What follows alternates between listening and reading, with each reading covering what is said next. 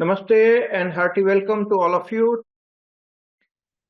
We are talking about the current events for our astrology community. There are lots of people who are learning astrology right now, and there are so many people who are interested in knowing more about astrological events because the times are really strange, the astrological combinations even more stranger, and effects are the strangest of all. So that's why it's becoming possible for us to understand the whole thing and communicate to our members who are interested in understanding the effects.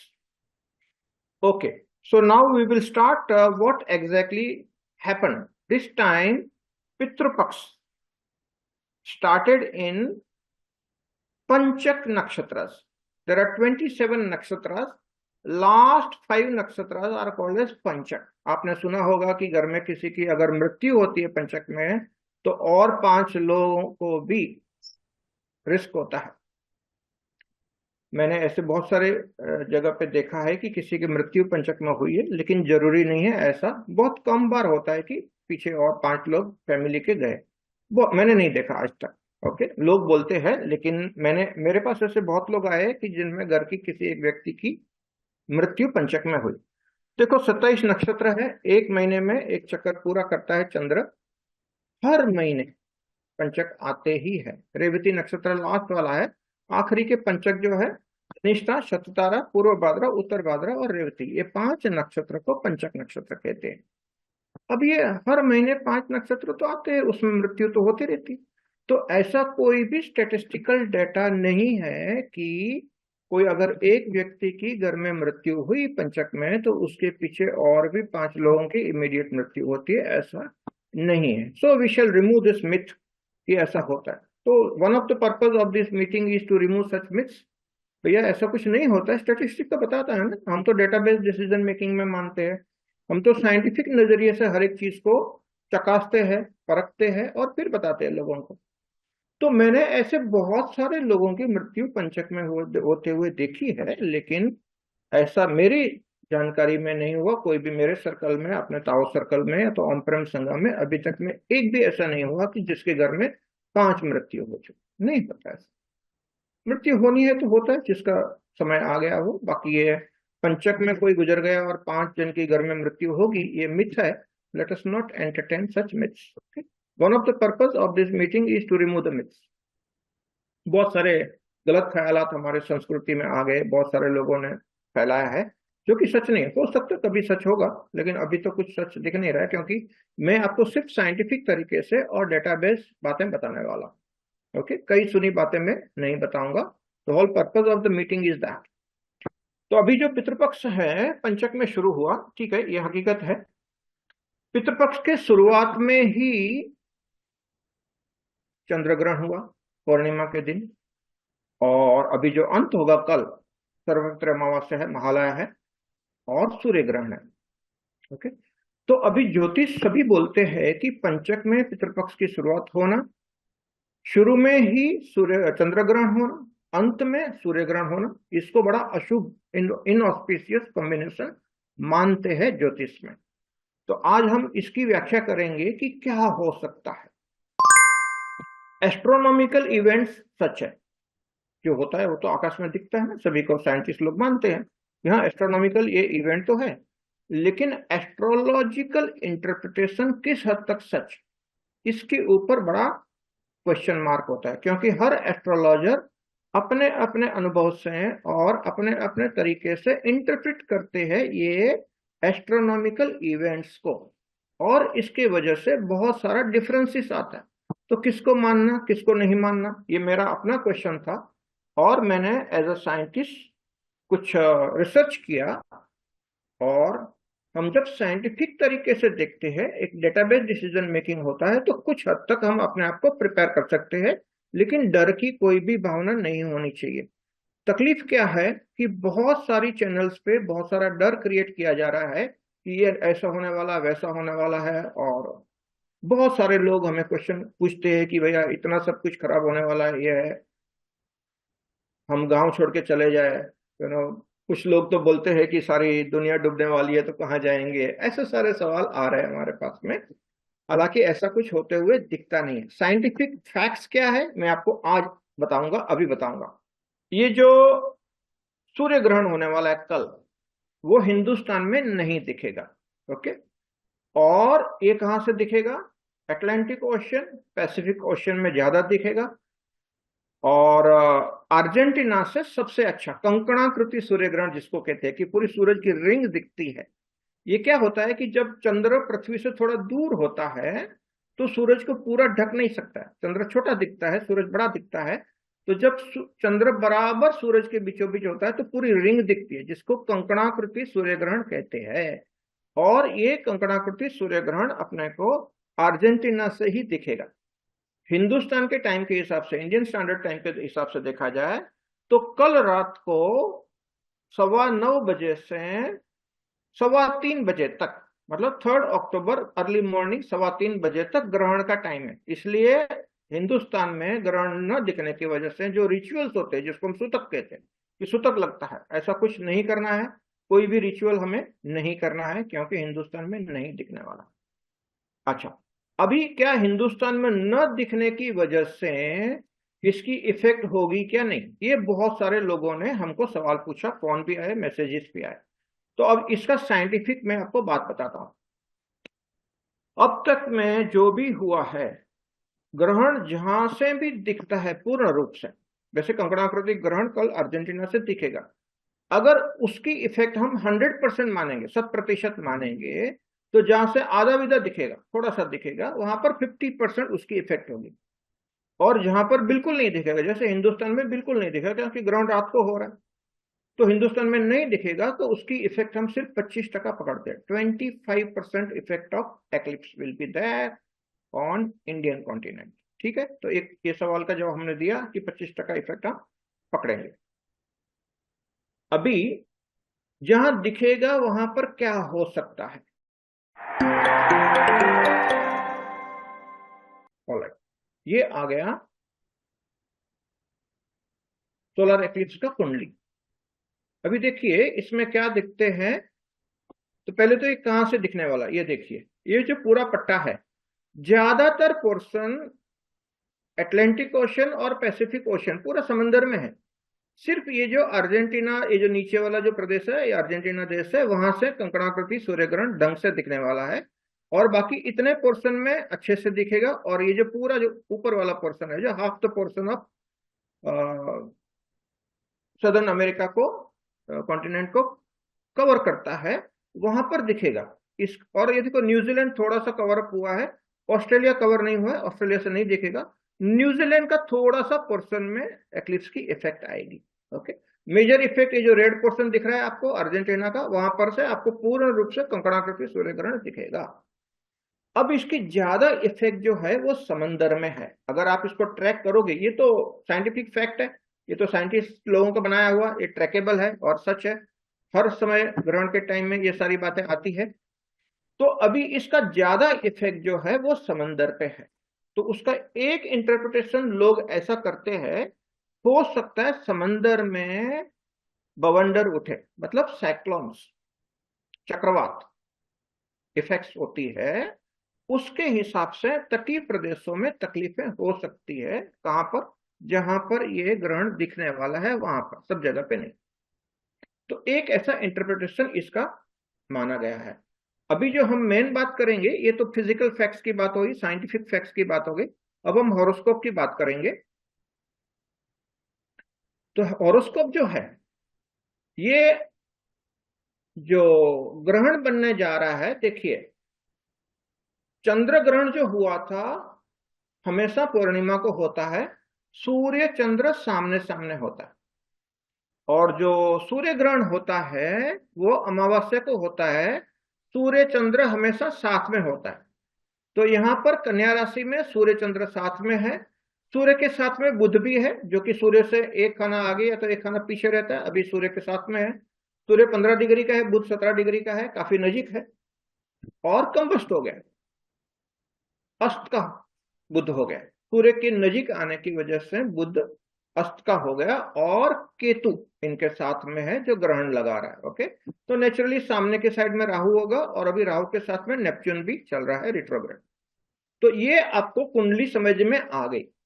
अब इसका जो विश्लेषण करते हैं वो ऐसे करते हैं कि ये 6 नंबर लिखा हुआ है यहाँ पर, मतलब कि ये कन्या राशि के अंदर सूर्य ग्रहण हो रहा है। तो जिनकी भी लग्न कुंडली में कन्या लग्न के लोग हैं, उनके देह भाव में ये सूर्य ग्रहण हो रहा है। तो उसकी वजह से फिजिकल लेवल पे डिसीजेस वगैरह आने का, सूर्य है कॉन्फिडेंस कम होने का, सेल्फ एस्टीम कम हो जाने का, ऐसे इश्यूज कन्या लग्न वाले लोगों को, या तो कन्या राशि वाले जो मून राशि है, क्योंकि मून भी उसके साथ में है, तो कन्या राशि वाले लोग और कन्या लग्न वाले लोगों को ऐसी इफेक्ट मिल सकती है। ये हमारे जो एस्ट्रोलॉजी के स्टूडेंट्स हैं उनके लिए बता रहा हूं कि ये जो इंटरप्रिटेशंस करते हैं वो कैसे करते हैं। ओके, तो जैसे हर एक लग्न के कौन से खाने में आएगा, तो कन्या लग्न के देह भाव में आएगा। ओके, अगर समझो यहां पर लिब्रा लग्न होता है, ओके, तो लिब्रा लग्न के 12वें भाव में आएगा, वे भाव में होगा, तो ये बहुत सारी तकलीफ करेगा, लॉस देगा। और वीनस से जो ये देखो लिब्रा लग्न वाले जो है, ओके, तुला लग्न वालों का अगर तुला लग्न हो गया यहां पर आ गया, तो उनके 12वें भाव में ये सब हो गया। और ये वीनस से 12th हाउस में ये सब चीजें होना, तो सांसारिक सुख में कमी होगी, हस्बैंड वाइफ के बीच में मिसअंडरस्टैंडिंग हो सकती है तुला वाले लोगों को, और मेजर लॉसेस हो सकते हैं।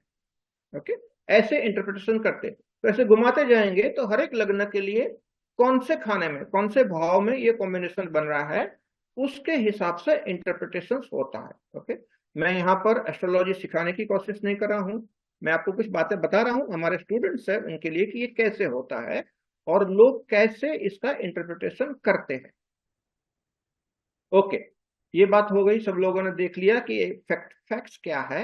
और ये जो है इसकी हम बात करेंगे कुछ देर के बाद में, वो जो मेन बात है आज की षडाष्टक योग की।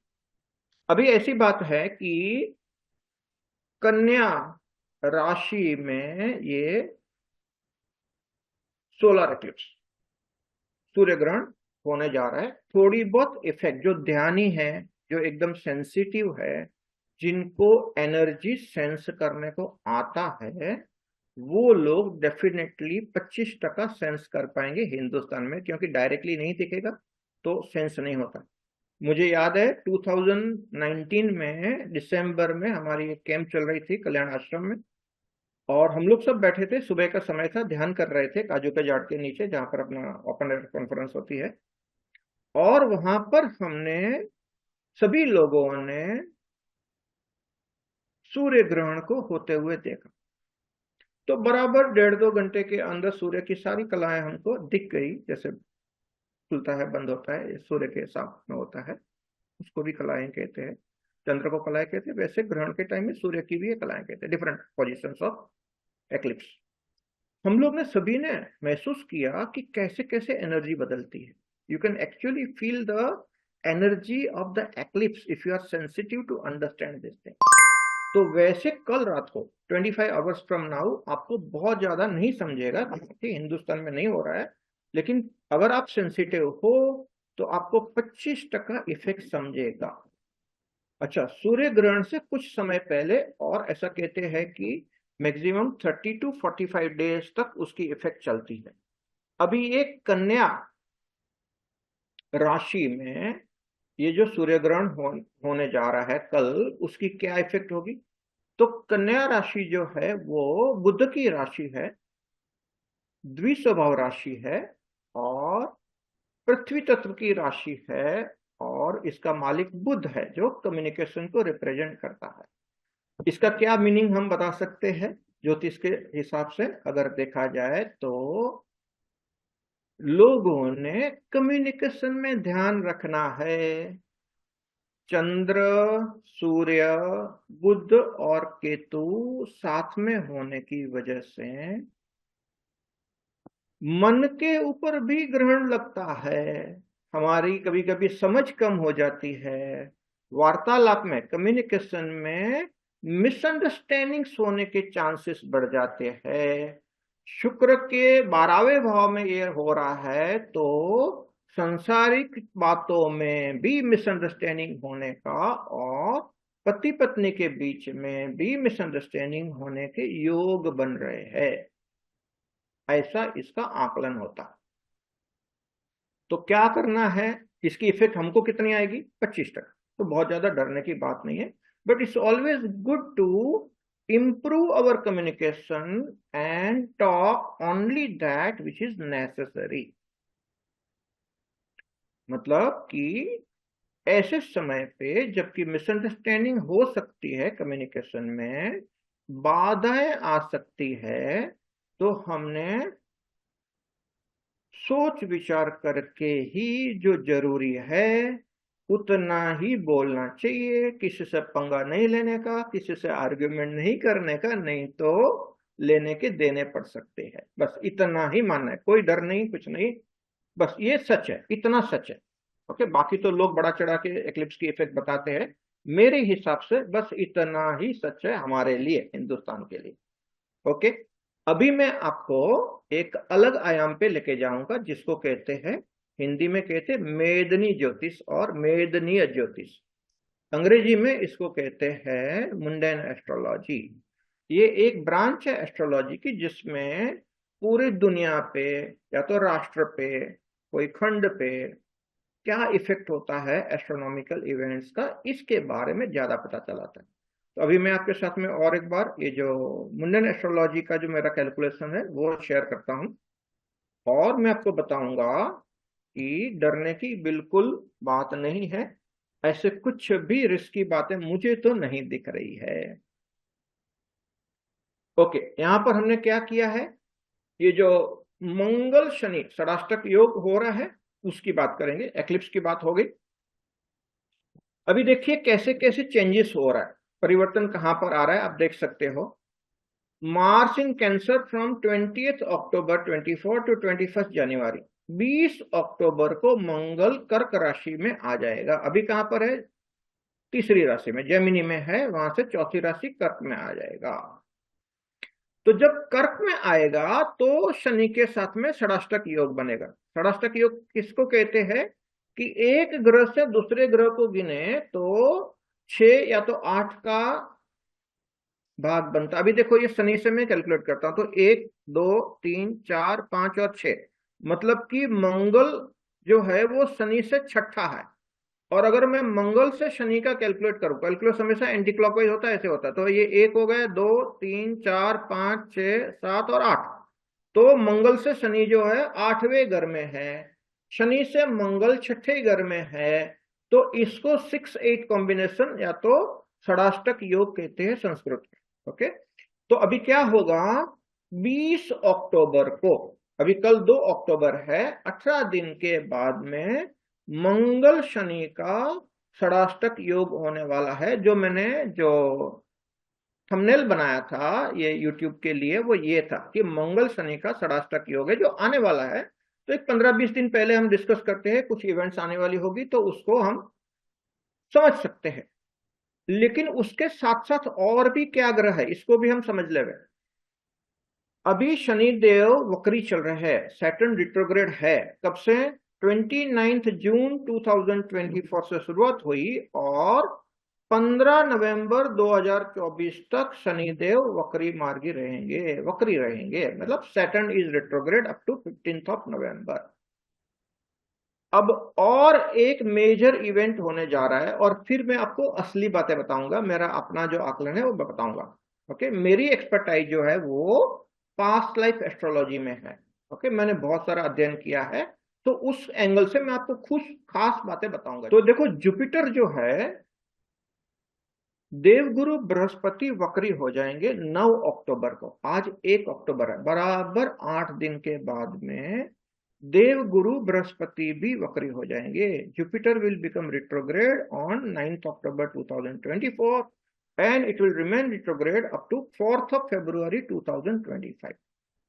अगर आप सैटर्न और जुपिटर का कॉमन फैक्टर देखोगे, यहां पर जो मैंने लिखा, Saturn and Jupiter both are retro from 9th October to 15th November. ये जो समय जो है 9th अक्टूबर टू 15th नवंबर, जिसमें शनि देव और देवगुरु बृहस्पति दोनों ही वक्री गति से चलेंगे। तो both major planet Saturn and Jupiter are the biggest planets of our सूर्यमाला, और ये दोनों वक्री होने की वजह से कुछ मेजर कॉम्बिनेशंस बनते हैं जिसकी अभी हम बात करेंगे। अच्छा, इसके साथ में जैसे कि ये दोनों वक्री भी हैं, बड़े दो प्लैनेट, और मंगल शनि षडाष्टक योग भी बना रहे हैं, उसका अगर आप कॉमन फैक्टर देखोगे तो मंगल शनि का जो षडाष्टक योग है 20 अक्टूबर से 21 जनवरी तक का है। तो आप समझिए कि 9 अक्टूबर को ही है, तो आप 20 अक्टूबर से 15 नवंबर, ये जो पीरियड है ये आप नोट कर सकते हो। 20 अक्टूबर से 15 नवंबर का जो पीरियड है उसमें चार बातें होगी जिसकी अभी हम बात करेंगे। क्या होगा? शनिदेव वक्री है, देवगुरु बृहस्पति वक्री होंगे, शनि और मंगल षडाष्टक में होंगे, और ये सारी बातें एक साथ में कब तक होगी? कभी होगी तो 20 अक्टूबर से 15 नवंबर, बस ये जो पीरियड है वो ध्यान रखने जैसा है।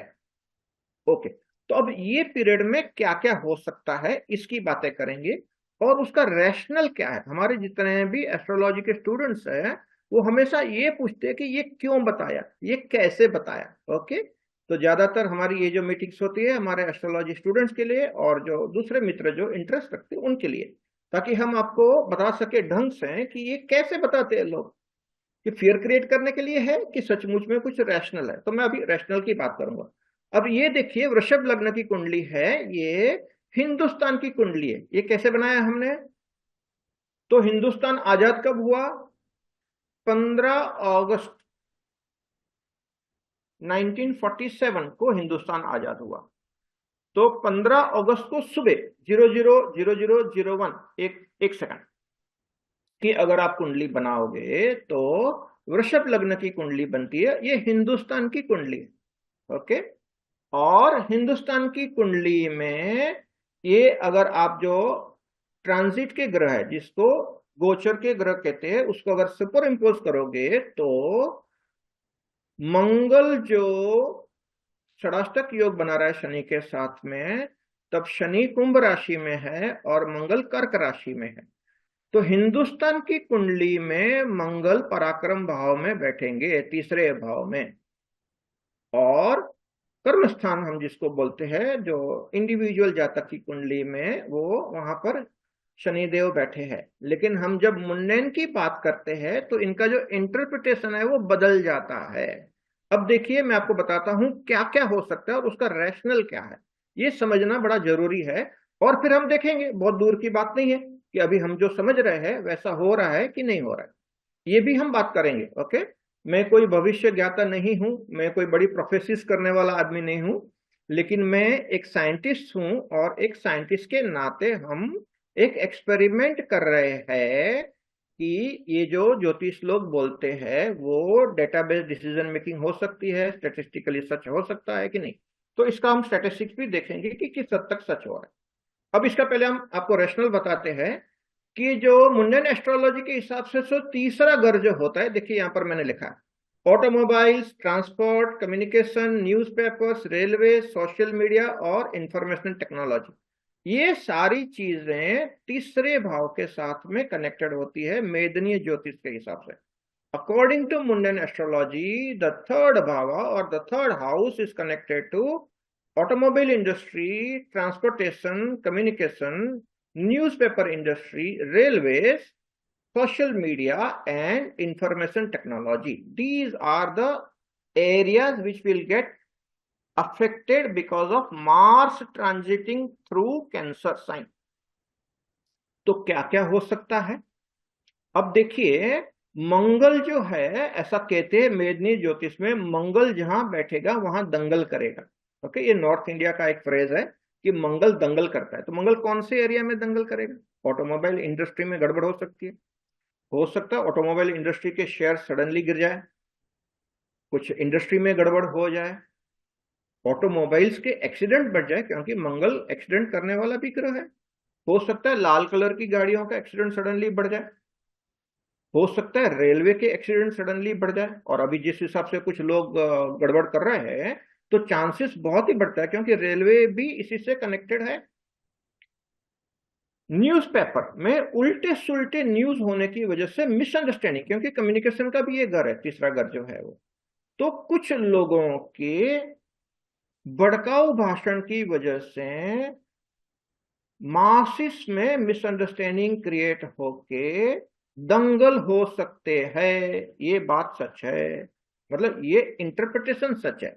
एटलीस्ट जो साइंस के हिसाब से अगर इंटरप्रिटेशन करते हैं तो ये सच है। तो अगर कोई भड़काऊ भाषण करता है तो लोगों ने संभल के चलने का, और कोई भी अफवाहें फैलती है उसके ऊपर ध्यान नहीं देने का, नहीं तो दंगल हो सकते हैं। रोड पे गाड़ी चलाते हैं तो ध्यान से चलाने का, एक्सीडेंट से बचने का। This is what exactly the precaution that we can take. Okay, अभी और क्या हो सकता है? तो ऑटोमोबाइल इंडस्ट्री में फेस प्रॉब्लम, और ऑटोमोबाइल एक्सीडेंट्स में इंक्रीज, रेलवे एक्सीडेंट्स में इंक्रीज, क्योंकि मंगल एक्सीडेंट का कारक है। Okay, it is 12th from Venus. तो फिल्म इंडस्ट्री में तकलीफ हो सकती है, मतलब कि घाटा जा सकता है। हो सकता है ये जो कॉम्बिनेशन बने हैं, और ये कॉम्बिनेशन के दरमियान जो फिल्में रिलीज होगी, बॉलीवुड की बात करता हूं मैं, तो अगर कोई मेगा फिल्म आ गई इस टाइम पे तो बहुत बड़ा लॉस होगा, क्योंकि फिल्में चलेगी नहीं। फिल्म इंडस्ट्री के लिए घाटे की बात है ये जो पीरियड है वो। दूसरा, मंगल भूमि का कारक भी है, और स्थावर जंगम मिलकत जो होती है वो हम शनि मंगल दोनों से देखते हैं। और शनि मंगल का षडाष्टक योग होने की वजह से, अब इस पे थोड़ा ध्यान दीजिएगा, क्योंकि ये हमारे लिए सच है, हम हमारे लिए, आपके लिए, सबके लिए ये ध्यान देने योग्य पॉइंट है कि ये जो समय है, ये मंगल शनि दोनों ही हमारे प्रॉपर्टी डील्स के कारक है। अब ये जो समय मैंने बताया कि भैया 20 अक्टूबर से 15 नवंबर के बीच में अगर आपने कोई प्रॉपर्टी का सौदा किया, और आपका जो पर्सनल हॉरोस्कोप के हिसाब से भी अगर ग्रहमान ठीक नहीं है, तो प्रॉपर्टी डील में बहुत बड़ी तकलीफ हो सकती है। और इन जनरल भी हिंदुस्तान में प्रॉपर्टी के कॉन्फ्लिक्ट्स ज्यादा होंगे, प्रॉपर्टी मैटर्स में कॉन्फ्लिक्ट ज्यादा होंगे, क्योंकि जब हम षडाष्टक की बात करते हैं, 6-8 कॉम्बिनेशन की बात करते हैं, तो वो कॉन्फ्लिक्ट रिप्रेजेंट करता है। ओके, तो डेफिनेटली सबसे ज्यादा इफेक्ट हमें जो दिखती है वो प्रॉपर्टी मैटर में मेजर कॉन्फ्लिक्ट्स होने की संभावना दिखती है। अब हम इंडिविजुअल लेवल पे अगर हमने कोई प्रॉपर्टी खरीदा, तो हमने बहुत बड़ी लोन नहीं देनी है, क्योंकि उस समय पे अगर बड़ी लोन ले ली किसी ने तो लोन रीपेमेंट का प्रॉब्लम आएगा। एक ऐसा इंटरप्रिटेशन कर सकते हैं। लेकिन अब मैं आपको थोड़ा सा मेदनी ज्योतिष में गहराई में लेके जाता हूं कि मंगल और शनि, मंगल तो भूमि कारक ही है, शनि भी स्थावर जंगम मिलकत का कारक है। तो अगर देखिए, ये हिंदुस्तान पूरा, ये हिंदुस्तान की कुंडली की अभी हम बात करते हैं, पूरे हिंदुस्तान में प्रॉपर्टी मैटर्स के बारे में दंगल हो सकता है। और जिस हिसाब से ये वक्त का अमेंडमेंट आया है लॉ का, हो सकता है हमें कुछ बड़े दंगल भी प्रॉपर्टी मैटर के हिसाब से ही देखने को मिले। इसके चांसेस बढ़ जाते हैं। ओके, ये होगा ही ऐसा मैं नहीं बोलता हूं, लेकिन ये जो ग्रहमान है उसके हिसाब से इसकी संभावनाएं बहुत ज्यादा बढ़ सकती है, ये ऐसा आकलन दिख रहा है। ओके, तो एक फिल्म इंडस्ट्री है और एक प्रॉपर्टी रिलेटेड बातें हैं, दोनों लॉस में जा सकते हैं। तो प्रॉपर्टी डील में इंडिविजुअल लेवल पे be careful, but at the mass level also ये सारी बातें होती। अब हम थोड़ा सा अलग नजरिए से देखते हैं। मंगल यानी सेनापति। देखो, if you are working in a corporate world, if you are a team leader, then you are सेनापति ऑफ योर टीम। वो भी टीम लीडर को भी सेनापति कहते हैं, आर्मी जनरल को भी सेनापति कहेंगे। गवर्नमेंट हेड को भी हम सेनापति कहेंगे क्योंकि मंगल राजा है, हिंदुस्तान का इस साल का क्रोधित संवत्सर का राजा है, ये मत भूलिएगा। तो मंगल जो है यहाँ पर सेनापति है और वो अपने तीसरे भाव में बैठा है जहां पर वो प्रबल बन जाता है, डेयरिंग करता है। और शनि का जो मेदिनी ज्योतिष है, शनि जनता, गरीब जनता, लोग, मासिस, ये शनि को रिप्रेजेंट करता। अब षडाष्टक ये दोनों के बीच में है। इसका मतलब क्या कि गवर्नमेंट के पॉलिसीज की वजह से गवर्नमेंट के और जनता के बीच में कॉन्फ्लिक्ट हो सकता है, ऐसा भी आकलन किया जाता है। लेकिन इसमें प्रबल क्या है, तो मंगल जो है वो ज्यादा प्रबल है।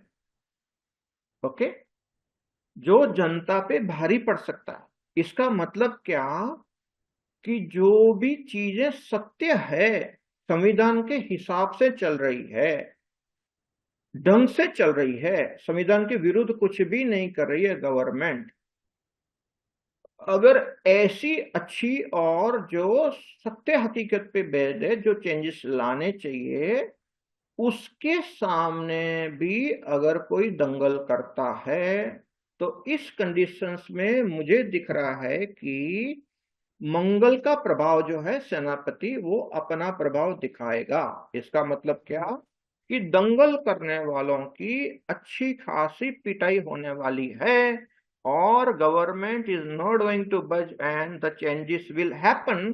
थोड़ी सी सख्ताई, मंगल है ना, सेनापति है ना, तो सेनापति तो है, तो थोड़ी सी सख्ताई भी दिखा के अपना काम पूरा करेगा। लेकिन इसका और एक आकलन भी हम आपको बताते हैं जो ध्यान में रखना चाहिए।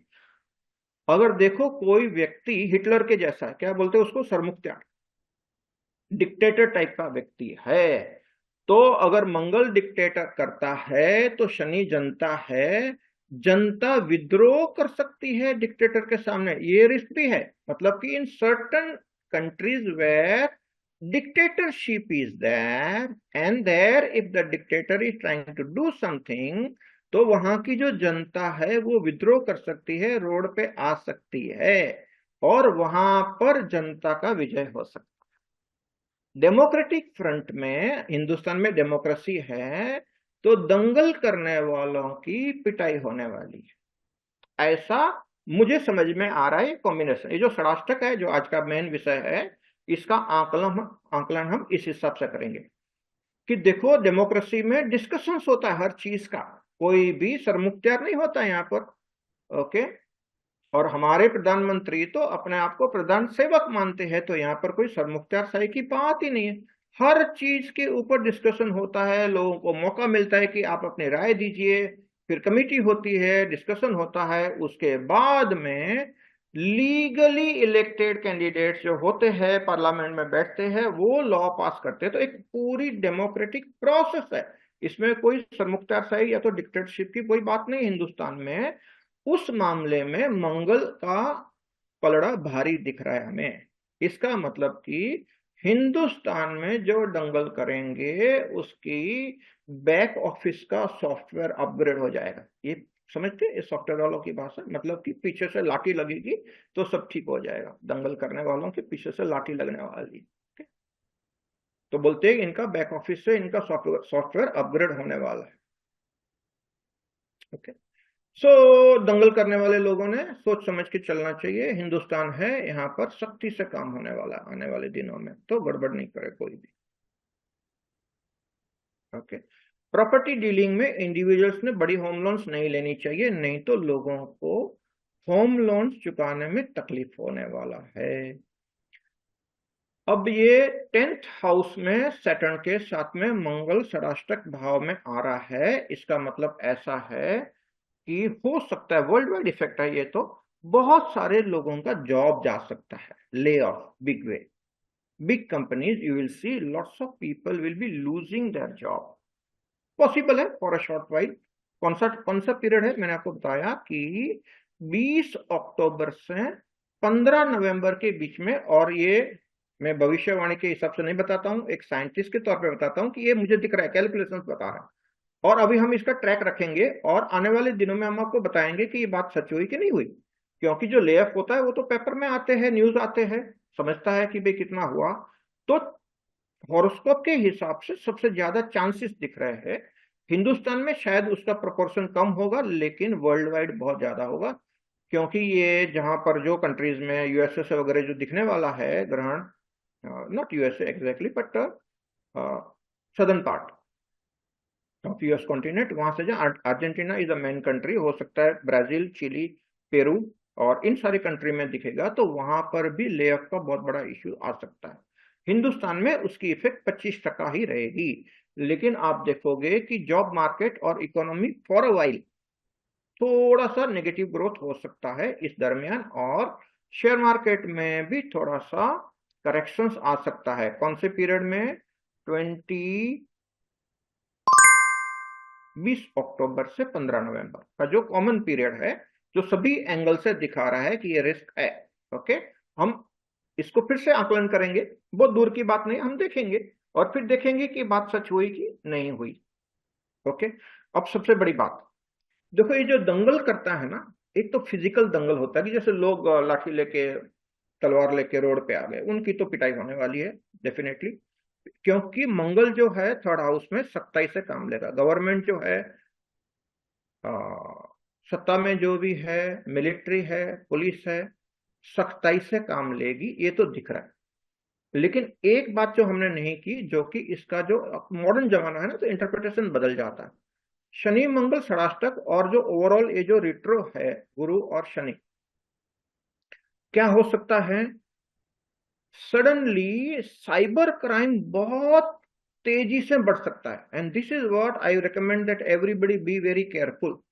आपकी जो पिन होती है डेबिट कार्ड, क्रेडिट कार्ड की, या तो जो आप मोबाइल बैंकिंग करते हो, फोन बैंकिंग करते हो, तो आपकी जो भी सिक्योरिटी सिस्टम है उसको ठीक कर लो, आपके पासवर्ड वगैरह चेकअप कर लो। और कोई भी अननोन व्यक्ति अगर आपको लिंक भेजता है, तो वो लिंक पे आपके एसएमएस में या तो व्हाट्सएप पे कभी भी लिंक अननोन आदमी से आती है तो उसको क्लिक न करें। क्योंकि साइबर क्राइम बहुत ज्यादा बढ़ने वाला है इस पीरियड के दरमियान। Short period, I am telling you, it's predictable.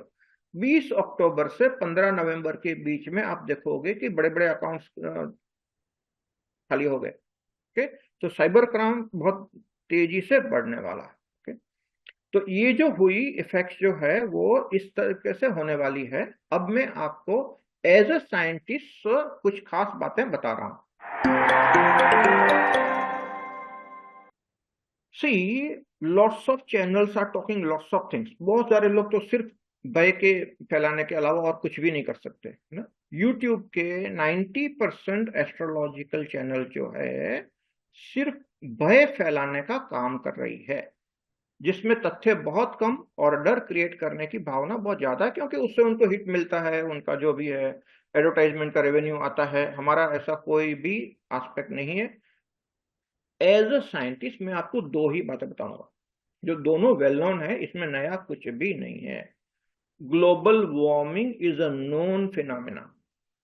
Okay, तो अभी जो गर्मी होगी उसमें टेम्परेचर जो है बहुत सारे, जैसे गल्फ कंट्रीज में, मस्कत में था, मैंने देखा था 56 degrees. The day I was there in Muscat, temperature was 56 degrees.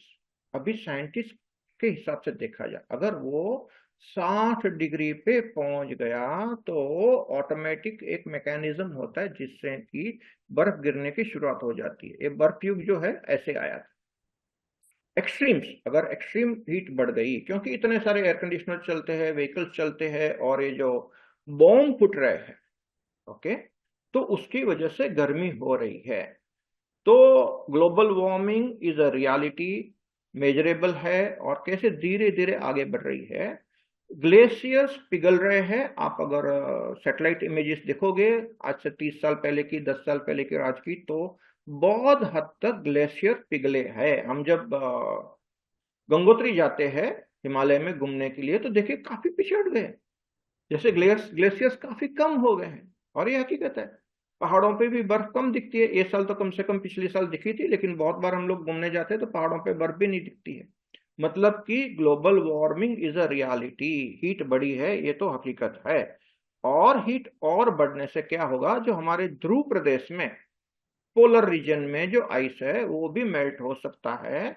और इससे क्या होता है कि धीरे धीरे समंदर की जो सरफेस है वो लेवल बढ़ता है। ओके, तो जो कोस्टल एरियाज है वहां पर पानी आने के चांसेस बहुत बढ़ जाते हैं, और ये हकीकत ऑलरेडी देखी हुई है। अगर मैं मुंबई की बात करूं तो देखिए, मुंबई में जब बहुत हैवी रेन्स होते हैं एक साथ में, और समंदर में हाई टाइड्स होती है, भरती होती है, तो समंदर पानी को पीछे धकलता उल्टा। और यहाँ पर बहुत हैवी रेन्स होने की वजह से जो लो लाइंग एरिया होते हैं मुंबई के, वो बहुत तेजी से वहां पर फ्लडिंग हो जाता है, पानी भर जाता है। और इसकी वजह से मुंबई वालों को हमेशा तकलीफ होती है। जैसे नाले वगैरह सडनली ऊपर से चले जाते हैं और पूरे एरिया में पानी भर जाता है। पिछले 2-4 दिन में भी ऐसा किस्सा हुआ मुंबई में। ओके, जैसे मुलुंड स्टेशन में प्लेटफॉर्म, पटरी के ऊपर इतना पानी था कि प्लेटफॉर्म के ऊपर तक आ गए। Now this is not expected. Science station पे हमेशा होता था, मैं बॉम्बे में आया उसको 50 साल हो गया, हमेशा ही साइंस स्टेशन में होता था, मुलुंड में कभी होते हुए नहीं देखा। ये बार हमने मुलुंड में भी होते हुए देखा, थाना में भी देखा, बहुत हद तक पानी था। ये साइंटिफिक फैक्ट है। और आने वाले दिनों में जो भी लो लाइंग एरिया है, cloud bursting, heavy rains effects will be there, और उसकी वजह से लो लाइंग एरिया में या तो कोस्टल एरिया में प्रॉब्लम्स आ सकता है।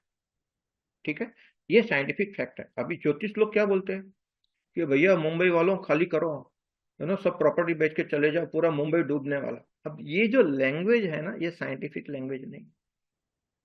हाँ, as a scientist we understand that yes there is a risk, but पूरी मुंबई पानी में डूब जाएगी ये जो बताते हैं ना, ये सच नहीं है। यस, डेफिनेटली कोस्टल एरिया और the low lying areas will get affected for sure, क्योंकि ये तो साइंटिफिक फैक्ट है। और ये धीरे धीरे बढ़ रहा है, ऐसा नहीं कि कल का कल हो जाएगा। हो भी सकता है, जैसे एक बार मुंबई में हुआ था, बहुत सारा पानी भर गया था, ये कभी भी हो सकता है। ओके, फॉर अ वाइल, ऐसा नहीं कि पूरा का पूरा मुंबई पानी में डूब जाएगा। तो एक बात है। दूसरी बात जो जो जेन्युइनली साइंटिफिक है, I want all of you to give proper attention, क्योंकि ये सच बात है। As a scientist this is measurable and I have myself cross check through various websites and the government data. ISRO का data है, NASA का data है, और ये बिल्कुल सच है। हकीकत क्या है, देखिए, जो ज्योतिष लोग कुछ भी बोले, लेकिन साइंटिफिक हकीकत ऐसा है कि जो सूर्य है अपना, उसकी जो ज्वालाएं निकलती है जिसको सनफ्लेयर्स कहते हैं, ये सनफ्लेयर की एक्टिविटी सडनली बढ़ती है, और इसका भी एल्गोरिदम है, ये भी प्रेडिक्टेबल है। आने वाले समय में, अभी भी बढ़ी हुई है, आने वाले समय में सनफ्लेयर की एक्टिविटी बहुत ज्यादा बढ़ेगी। इससे क्या होगा, जब सूर्य की ज्वालाएं बहुत तेजी से बहुत बड़े प्रमाण में निकलती है, तो उसकी एक मैग्नेटिक एनर्जी होती है। वो मैग्नेटिक वेव्स अपने पृथ्वी की ओर आते हैं, पूरे संसार में जाते हैं, तो सब जगह पे जाते हैं, तो पृथ्वी पे भी आएंगे। अब as a electronic engineer I understand one thing, that when this magnetic waves capacity और the intensity is very high, some of our electronics can get damaged, it can get bounced off। हकीकत क्या है, क्या हो सकता है कि अपने जो सैटेलाइट्स है जो अच्छे हैं, जिसके जरिए हम इंटरनेट बैंकिंग करते हैं, जिसके जरिए हम आज से अभी बात कर रहे हैं, अगर सन फ्लेयर का प्रमाण बढ़ गया और ये मैग्नेटिक वेव्स बहुत ज्यादा इंटेंसिटी बढ़ गई, हो सकता है, और ये बिल्कुल हो सकता है कि हमारे कुछ सैटेलाइट काम करना बंद कर देंगे। ये हो सकता है। तो क्या होगा, आप बैंक में खड़े हो, सैटेलाइट बंद हो गया, बैंक वाला आपको बोलेगा हमारा सिस्टम डाउन है, आपको पैसा चाहिए, आपका अकाउंट है, आपका पैसा है, बैंक वाला बोला हम नहीं दे पाएंगे, यहां पर लड़ाई झगड़ा शुरू हो जाएगा। Banking industry will get affected, internet will not be there, your mobile phone will not be of any use, because internet will not be there. और हमारे आपके जैसे बहुत सारे लोग हैं जो एडिक्ट हो गए इन सारी चीजों के, उनको तो बहुत बुरा लगेगा अगर इंटरनेट बंद हो जाए, सैटेलाइट पंख ऑफ हो जाए तो। जैसे कि ऑनलाइन बैंकिंग की आदत हो गई सबको, इंटरनेट की आदत हो गई है, स्मार्टफोन यूज करने की आदत हो गई है, तो ये सारे लोगों को डिप्रेशन आ सकता है। ऐसा नहीं कि लोग मर जाएंगे, नहीं नहीं, कुछ भी। अभी तो मोबाइल कितने हैं, मेरी तो आधी जिंदगी तो बिना मोबाइल की गई है भैया, और खुशी खुशी गई है। हम तो सुखी थे, टीवी भी नहीं था, फोन भी नहीं था, मोबाइल भी नहीं था, कुछ नहीं था हमारे बचपन में, और हम बहुत ज्यादा सुखी थे। तो ऐसा नहीं कि लोग मर जाएंगे, लेकिन जो लोग एडिक्ट है इन सारी चीजों के, लेकिन yes, economy will get affected, online banking will get affected, share market will get, क्योंकि सभी कनेक्शन जो है सब सैटेलाइट के जरिए है। और अगर सनफ्लेयर थोड़ा ज्यादा बढ़ गया और ये मैग्नेटिक वेव्स की वजह से, एनर्जी की वजह से अगर सैटेलाइट्स खराब हो गए, तो बहुत बड़े पैमाने पे अराजकता पृथ्वी पे आ सकती है। आपने देखा अभी पिछले महीने जो हुआ था, एक छोटा सा वेंडर है माइक्रोसॉफ्ट का, जो साइबर सिक्योरिटी पे काम करता है, उसका कुछ सॉफ्टवेयर में थोड़ा सा तकलीफ था, बग। उसके हिसाब से यूरोप में बहुत सारे लोगों का बैंकिंग अटक गया और बड़ा गड़बड़ हो गया था, बिग न्यूज बन गया। छोटी सी इफेक्ट थी, जो कि एक सैंपल था हमारे लिए कि आने वाले दिनों में अगर बड़े पैमाने पे सैटेलाइट्स खराब हो गए तो क्या हो सकता है। ओके, तो ये सारी बातें हैं और ये सच है। अभी मैं देख रहा था कि हकीकत में कितना इफेक्ट हुआ है। देखो, लोग बातें करते ज्योतिष लोग, उसको छोड़ो, हकीकत कितना है। तो मैं अभी सर्च कर रहा था, तो एक छोटा सा कंट्री है जिसका नाम है टुवालू, TUVALU। टुवालू नाम का एक पैसिफिक ओशियन में एक छोटा सा कंट्री है जो कि समंदर से घिरा हुआ है, और उसमें समंदर का लेवल बढ़ने की वजह से उन लोग बड़ा अच्छे खासे टेंशन में है, क्योंकि 2050 तक में वो पूरा आइलैंड कंट्री है, वो पूरा डूब सकता है, और बिल्कुल वो चालू हो गया है डूबने का। ओके, तो अभी ये जो सबसे पहला कंट्री डूबेगा, साइंटिस्ट लोग कहते हैं कि 2050 तक में डूबेगा। सबसे लोएस्ट लेवल का कंट्री है, जहां पर समंदर से ऊंचाई बहुत ही कम है, फ्यू फीट ओनली। तो that is the first country which is going to get submerged fully in the sea water because of the sea level rising, and that is also expected to happen by 2050. okay, तो जो लोगों को बहुत ज्यादा फिक्र होती थी कि पूरा मुंबई पानी में आ जाएगा, क्या होगा, हम प्रॉपर्टी छोड़ के जाए, कौन सी जगह पे जाए, कहाँ पर पानी नहीं आएगा, ओके, तो ये सारी बातों का बहुत सारे लोगों को बहुत सारा डर, फियर और टेंशन, एंग्जाइटी, ये सब हो रहा था, जो कि ग्रहण के समय में होना आम बात है। ग्रहण से 3 दिन पहले, 5-7 दिन बाद में ये एक्लिप्स की इफेक्ट दिमाग पे होती है, जो कि अपनी सोच को थोड़ा सा ब्रेक लगा देती है। तो ये न होने के लिए हमने आज का सेशन किया। I hope you all enjoyed this session. Pranam Guruji, can't we repay the loan also in this period? You can repay the loan. Earlier loan that you have taken, you'll be able to repay. मैंने क्या बताया कि जब शनि मंगल षडाष्टक में होते और गुरु और शनि दोनों ही वक्री चल रहे हैं, उस समय पे अगर आपने लोन ली तो आने वाले दिनों में लोन रिपेमेंट का तकलीफ हो सकता है। ओके, पुरानी लोन है, उसमें कोई बाधा नहीं आएगी, लेकिन जॉब लॉस लॉस होने वाला है, ये बात सच है। हिंदुस्तान में 25% इफेक्ट होगी, तो ज्यादा डरने वाली बात नहीं है। लेकिन अमेरिका में, जहाँ बड़ी बड़ी कंपनियां हैं, जैसे गूगल है, फेसबुक है, सिस्को है, ऐसे बहुत सारी कंपनियां बहुत तेजी से बड़े बड़े मतलब 10,000 लोगों को निकाला, 20,000 लोगों को निकाला, तो ये न्यूज जो है उस समय में बड़ी तेजी से देखने को मिलेंगे। तो बहुत सारे पेरेंट्स हैं यहाँ पर जिनको फिक्र हो रही है कि भाई हमारे बच्चे जो है अमेरिका में, उनका क्या होगा। तो yes, tell them be careful, and even if the job loss is there, it's only for a short while, they will get the job again. ये तो होते रहते, जॉब आया जॉब गया, जॉब आया जॉब गया, होते रहता है। तो nobody should feel bad about it, और take it in your stride and move on. So be ready for it. Is it advisable to avoid long distance train journey between 20th October to 15th November? 100% Prakash. I will recommend that maximum हम देखेंगे कि rail accidents और road accidents होने का प्रमाण बहुत ज्यादा हो सकता है। ये ज्योतिष का आकलन है, साइंस की बात नहीं है, ज्योतिष का आकलन है। लेकिन अगर हो सकता है तो it's better to be careful, हो सके तो अवॉइड करो। Okay. I also myself do like that. If there are some opportunities, some possibilities are there, if you can avoid, that's good. Better to avoid. Okay. गड़बड़ हो सकती है। और आप देखिए, एक कॉमन सेंस की बात है, जिस हिसाब से लोग पटरी को डैमेज कर रहे हैं, कितने सारे एक्सीडेंट, क्योंकि चेकिंग भी उतना ही अच्छा है तो रेल एक्सीडेंट्स अवॉइड हो रहे हैं। लेकिन आने वाले दिनों में अगर सब जगह पे चेकिंग नहीं हुई और बहुत ज्यादा ये नुकसान करने की जो वृत्ति है कुछ लोगों की बढ़ गई, तो रेल एक्सीडेंट भी बड़े बड़े होंगे। और ग्रह उसमें साथ दे रहे कुछ पर्टिकुलर पीरियड में है। तो it's better to be careful, not to travel by road और रेल।